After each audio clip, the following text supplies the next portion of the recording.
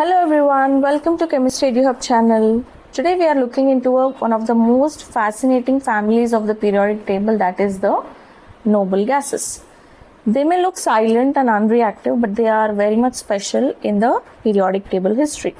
So these noble gases belong to 8th A group, or you can say 18th group, which includes helium, neon, argon, krypton, xenon, radon. Radon is radioactive, and the last element, which is very uncommon, that is organoson, that is the last member of the periodic table. These gases are colorless, odorless, that is they do not have any smell, and tasteless. They are tasteless gases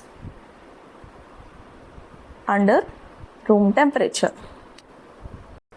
What makes them unique is their completely filled nth shell or the outermost shell, which provides them the stability, and they are unreactive compared to the rest of the elements in the periodic table. For example, if you consider helium, it has 1s2 configuration, that is the outermost shell has 2 electrons, whereas the rest of the members like neon, argon, krypton and so on, they have ns2 np6 configuration, which is 8 electrons in their outermost shell. This is also completely filled, and this is also completely filled configuration. This we give the name as duplet configuration, and this we give the name as octet configuration. This makes them a unique element from the rest of the members. Because of the completely filled outermost shells with either duplet or octet configuration, they do not easily form bonds with the rest of the elements and exist in their own state in the native form, and hence they are called inert gases.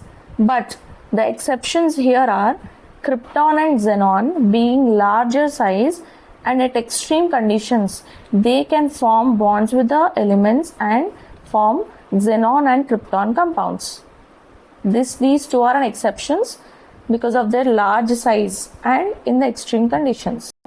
So because of their inert behavior, they exist as monoatomic gases. That means helium exists as He, neon exists as Ne, argon exists as Ar, and so on. They do not combine with rest of the elements. Like O2, oxygen is O2, nitrogen is N2. This kind of bonding is not possible in the case of inert gases.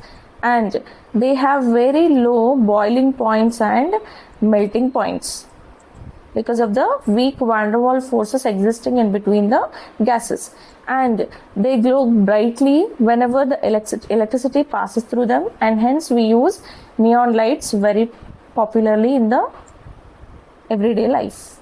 Let us see the uses of these noble gases. The first is helium. It is mainly used in the balloons, airships, and as a coolant in MRI machines. And neon, for its glow, it is mainly used for advertising boards. Argon is used for welding and for light bulbs to avoid the filament burning.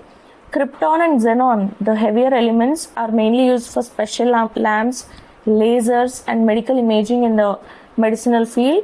And radon, though it is radioactive, it is used for the cancer treatment to kill the cancer cells. These are the few properties that make the noble gases unique from the rest of the elements.